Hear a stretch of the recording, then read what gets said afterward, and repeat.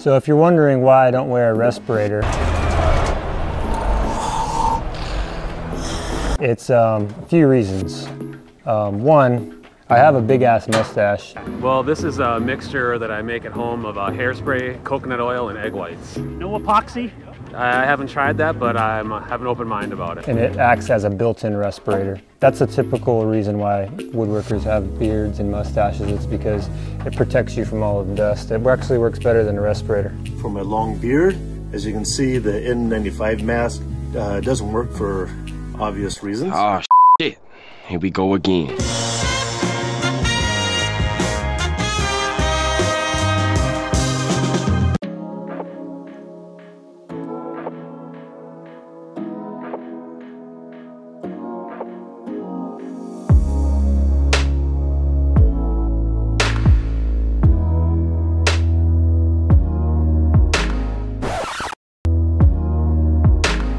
Okay, so the day's here. We hit our 20,000 subscribers way faster than we ever imagined. So we're gonna get started on the chair build as promised. Right now we're gonna get started with milling. I got the wood that I need in the back of my truck. It's gonna be very fast paced. I assume if anybody's gonna tackle trying to build a chair and follow along, they already know how to mill material. I know. So I'm gonna be very brief going over the milling aspect of what we're gonna do today.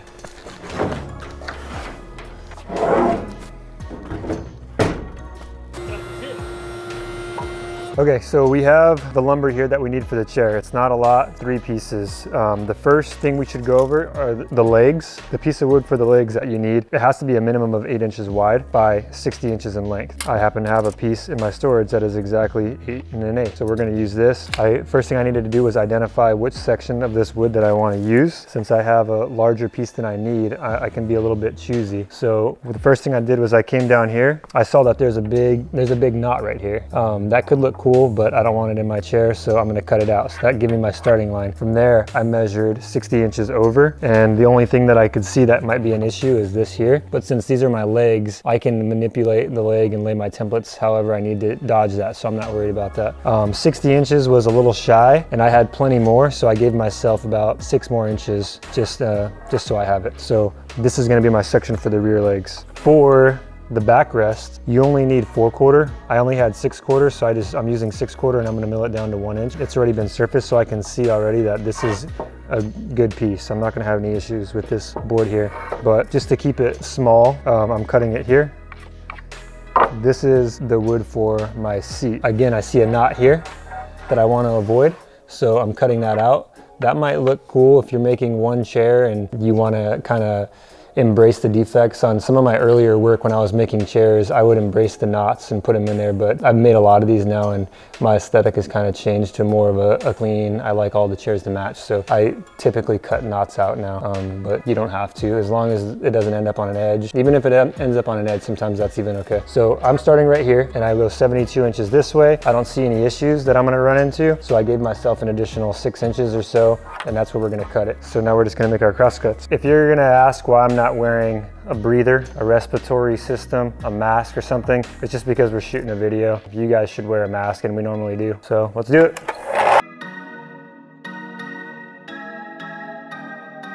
So we're about to start milling. Milling process in our shop always goes exactly the same for any project that we're building. We cross cut, we joint a face, joint an edge, and then we plane. And then from there we go to the table saw. Okay, so what we're gonna do now is we're gonna joint a face, and then we're gonna joint an edge. Okay, so my board is 8 1/8. What I'm gonna do, since my jointer is only an 8 inch, I'm just gonna joint the edge first, just to get that 1/8 of an inch off, and then I'm gonna joint the face. You're one of a kind. One of a kind.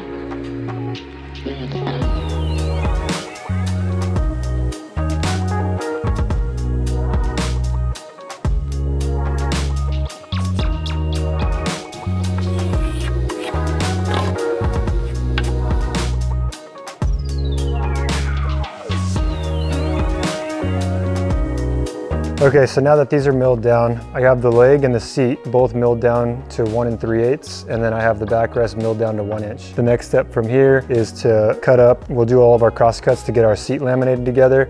We can get the profile going on the rear leg, and we can also cross cut and get the backrest going as well. So that's 3 different things. What I'm gonna do is I'm gonna work on the seat first. So this is my board for my seat. It's milled down to 1 3/8 thickness. I'm gonna cut 4 sections now at 18 1/4, and then I'm gonna put them together and figure out the orientation of the grain, how I want the seat to look. So I need to find 4 of my favorite sections that are at least 18 1/4. I'm gonna cut them there, and we'll see what we got from there.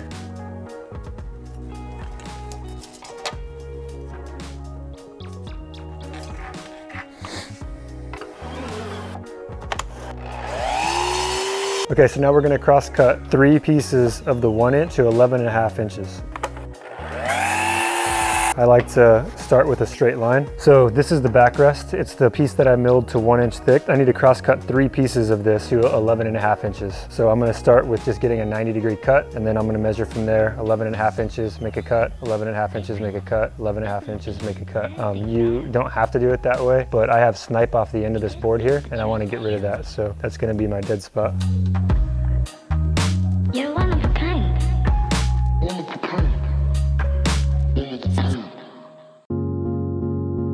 Okay, so the next step is the seat on the table saw. We need to rip the centers and we need to rip the sides. The centers go down to 5 and the sides go down to 4. So before I do that, I need to decide what's gonna be the center and what's gonna be the sides. I usually try to match up sap in the center so we get sort of a book match going on if I have that option. And I just try to get the whole flow to look continuous, because the goal here is it looks like one piece. I don't have any sap in these pieces, which is great. Pretty much what I'm gonna look for is I'm gonna want the pieces to go together that have the most similar grain. So when I put them together, hopefully that looks like it was one piece. I want this piece to go here. I don't like this sap here. There's a little bit here actually, I didn't see that. This has to get cut still. So I like how these are similar, and I'm gonna lose 3/4 of an inch here, and I'm also gonna lose 3/4 of an inch here. So I'm gonna put those as my centers. I don't want this sap, so I'm gonna flip this, and this will be my outside. So this will come like that. This is gonna be my layout. This is gonna get cut off. This is gonna be the outer. So I need to get a straight line here, and then I need to go 4 inches over, and that's gonna be my 4-inch piece for the wing. And then this one I just need to measure over 4 inches, and then that'll be my other wing, and then these will be my centers. So what I'm gonna do now is this is the way that I want it to look. This is how I want to orientate the boards. So now I just need to mark them so I don't get confused. So I'm gonna write 1, 2, 3, and 4. And I'm gonna make sure I have X's on the sides that I want to cut off. So I'm gonna remove here and here. That's the only one I needed to do that to. Now I'm gonna cut them the 2 centers, so 2 and 3.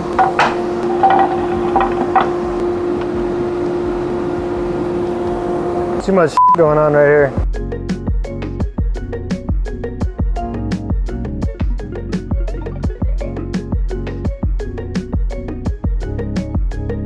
Okay, so this is what we got. 2 wings, the outsides of the seat, cut to 4 inches. They've been ripped to 4 inches, so this is them. And then we got our 2 centers ripped to 5 inches. So when we put them together, this is gonna be our seat. Okay, so now that the seat planks are cut down to the correct widths, we need to cut in a 6-degree angle into the outer wings where they attach to the center points. In order to make sure that I don't get confused and cut the angle in the wrong spot, I just like to mark them. So this is what we're gonna do.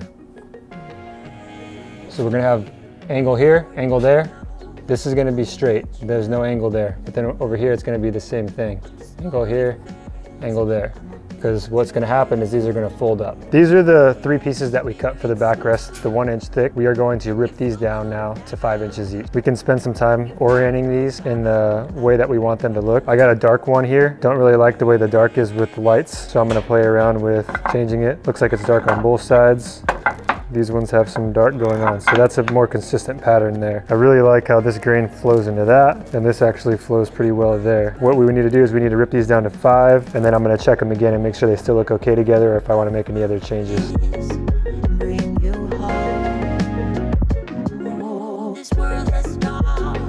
All All right, so I'm pretty happy with the way my backrest looks, so I'm gonna go ahead and label it 1, 2, 3, and I'm gonna make those same marks so I know where to make my 6-degree cut.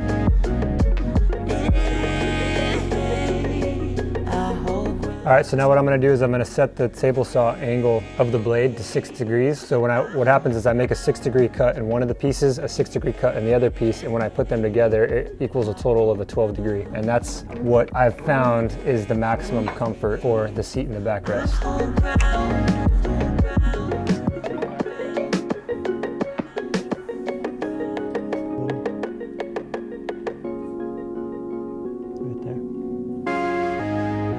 So that's there. Okay, so now it's really important that you cut your angles right. That's why we marked them, so we don't get confused. So if you look at the saw here, you can see the tilt of the blade is pointing, the top side is pointing towards the fence. So we need to make sure every time we make one of these cuts that the crayon is going towards the fence. Sometimes that means this cut will be back here, and sometimes it means the cut will have to be towards the front. So if you put this here and you see that that's going there, that means that you need to flip it. And then if you look on the other side, you'll see that that's how you match up that angle. So just make sure the angle is matched up correctly and everything should go just fine. So right now I'm gonna cut the inner parts of the seats that are 5 inches. I'm gonna cut those guys down right now, as well as all of the cuts for the backrest. So you can see I'm making sure that the angle of the blade matches the angle of my mark on the board. All I want is okay, so my center boards obviously are gonna have 2 marks in them. What I'm gonna do for that is I'm gonna send this one through this way. That way the angle is still going the right way. And then I'm gonna flip it around and then I'm gonna send it through this way. That way that one is cut properly as well. This is what you should end up with. You have your angled cuts that way. When we clamp this up, you got your... This is the backrest for the Cody 3. Wow. If you milled any of these pieces, the 5s or the 4s, and you accidentally came in a little bit short, maybe you're a 16th, an 8th short, that's okay. It just means your chair is going to be not as wide. It's not a big deal. Still run with it. A good way to line up your board when you are getting ready to cut your angle. Now that your blade is at an angle, you might have a hard time finding where you need to be. So what I do is I get really close and then I micro adjust from there. Slowly scoot it until what I'm looking for is I'm looking for the bottom corner to touch the bottom of the blade here. So that's it. Okay, so here are the pieces for the seat now. Those go together, this goes together, and fold them up. So the next step that we need to do now is we need to domino these together. So we're gonna get the dominoes set up, we're gonna get our joints marked out. We'll have some important notes about what we have to do there to make sure we don't make any mistakes that we're gonna have to face later when we start to actually shape and cut the profile for the seat and the backrest, and we'll talk about that in a second.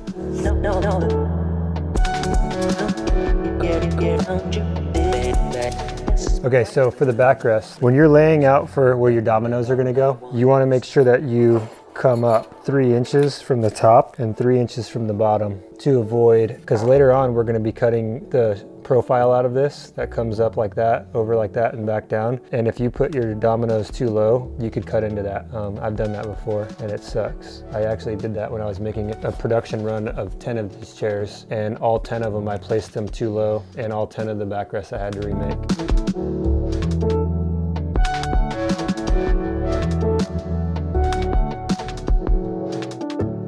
So what I do, once I have these marks, that's just my baseline of what I don't want, where I don't want to cut. I don't want to put dominoes any lower than that, at that 3 mark. So once I have that, I want to start with a flat bottom. I need to choose something, either a top or a bottom, it doesn't matter, but pick a side, because these lengths aren't perfect because I was just cutting them on the chop saw. So now that I have this referencing the bottom together, I'm going to go ahead and plan where I want my dominoes. So what I'm going to do is I'm going to do a domino here. So I'm referencing off the side there to make sure my mark's straight. Give myself a dark, easily identifiable mark. There's my 3 there, so I'm going to come up a little bit from there as well.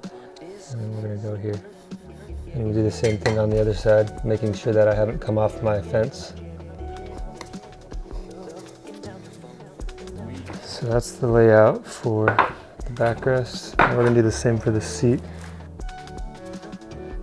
For the seat, you want to make sure that you identify what's your top and what's your bottom, like what's going to be the back of the seat and what's going to be the front of the seat. If I know that this here is going to be the back of my seat, like where my butt is at, I'm going to make a mark at 5 inches, which is right here. and that's really the only place that I need to avoid putting a domino. It still might even be okay to have one there, but that's the only place where I get kind of close with profiles of my cut. So when I place these dominoes on these outer sections where the wings are at, I'm gonna just try to avoid putting a domino in that area. I can be back from it or forward from it, but not on that.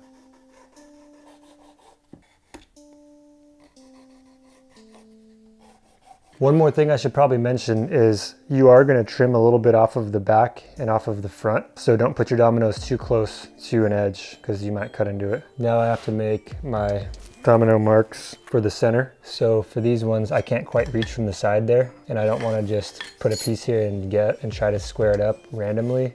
So what I'm going to do is I'm just going to reference off of here. I'm going to kind of identify where I want it, which is going to be probably about here. And then I can drop a pencil on this. Mark that. So put this here. I'm gonna come in 3 inches, put my pencil there. That's my domino layout. Okay, so now we have to set our domino machine correctly. So I have a 10mm domino in here that we're gonna use. Okay, I'm gonna set this to 25. Okay, and we're gonna set the fence to 90. And then once we have it set to a 90, we're gonna come off of that 90 6 degrees. So that puts us at 84. So if you look here, we'll bring that to 84 and tighten this. The reason we're doing that is because we are about to put dominoes into 6-degree angles, so we have to match that angle. The next setting that we need to do to adjust on the domino is the depth. We want to be about halfway into this seat here. What I'm going to do is I'm going to use my Noisy Cricut. That should be 1 3/8. It is, so we're going to go to 5/8. Okay, so we have our 6-degree angle set up on our fence. We have the proper depth set up now. The distance from the fence to the center of the wood, that's set up. We have our correct bit in there. We have our correct plunge depth set up. And then the last thing is just the size of the mortise that you're gonna make. I never, ever come off of the smallest mortise. We're really accurate with our work, so if we ever went into one of these, that just means we're doing something wrong. So I just make sure that everything's dead on, and we just stay on the smallest mortise, and just yeah, it works for us. So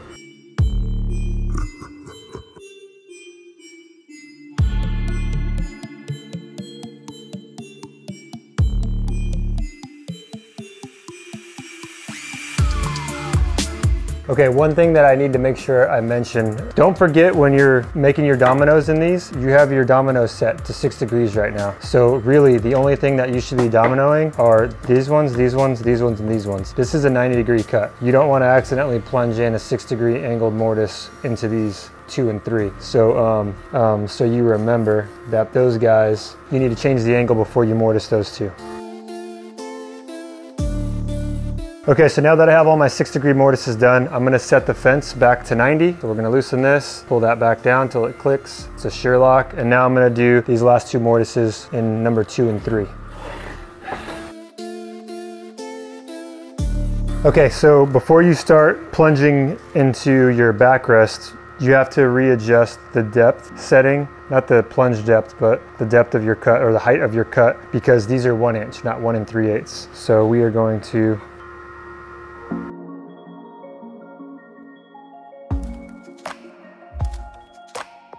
okay, so now we're gonna glue these things up. One thing that I like to do that helps a lot with these, if you were to plunge in and you like moved at all and your joints don't quite line up, you can have issues if you just use this as is. So what I like to do, I just remove this top section here on both sides. That way everything stays the same. I just have a little bit more movement in case I need it. So the way I do that is I just go like this.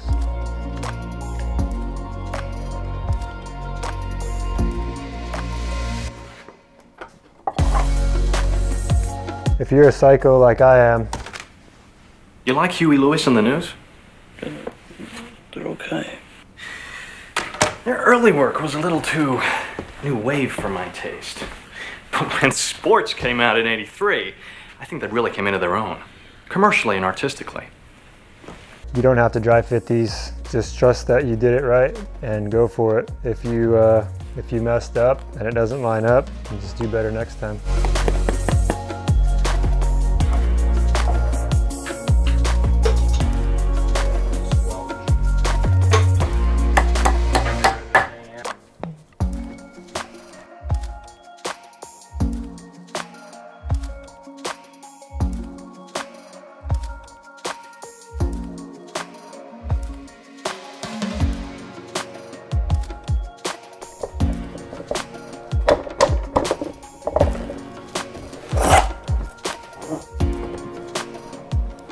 So for here, before you clamp your parallel clamps, make sure that you have your pressure down on the center. You don't want this thing to be tilted when you clamp this. So I push down here. I have this thing lined up in the center and I'm putting force down here on these two boards, and then I'm gonna snug that. I'm not gonna go too tight.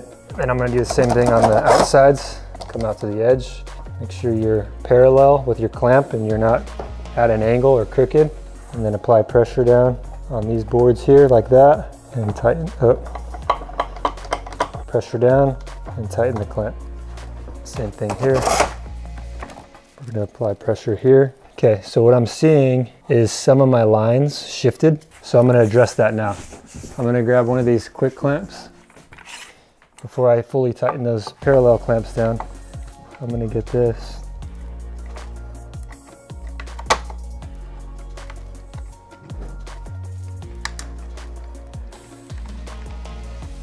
There we go.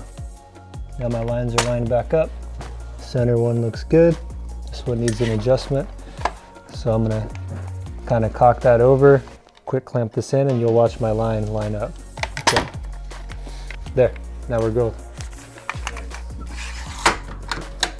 So now I'm gonna go back, tighten these down a little bit more, snugging them down just a little bit more, even pressure.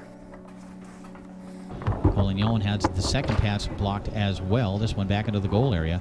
And then I'm gonna take one peek and see if I have, what I wanna see is I wanna see the bar clamp touching the wood the entire distance here. And it is, that's perfect. That's what you wanna see. If you tip this up and you see a gap anywhere, then you either have your clamps too tight or you didn't make sure that these were flat when you were pulling your clamping pressure down. So just check all three of those. We're golden, right? All those look good.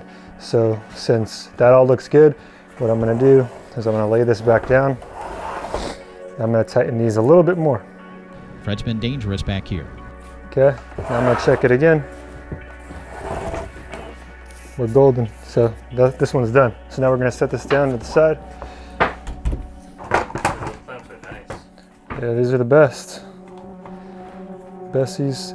There's a lot of people who say that they don't like them, and that's just because they haven't figured out how to use them.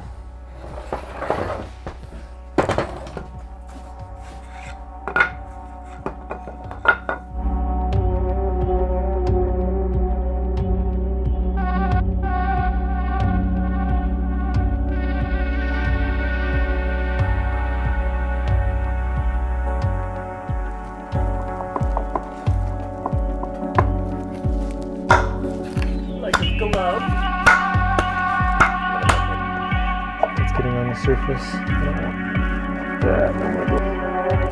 Okay, it's the same thing like we did before. We want to be kind of close to the edges here. We want to make sure that we have pressure down here. Make sure the clamps are parallel. And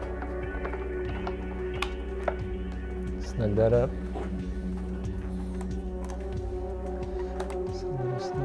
I'm going to look for, looks like my line's moved.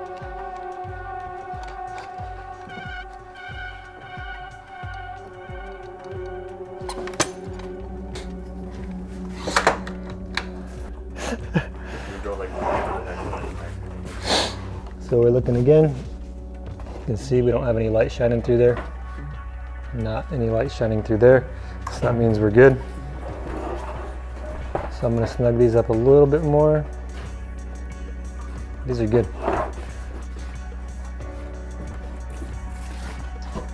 right, until tomorrow.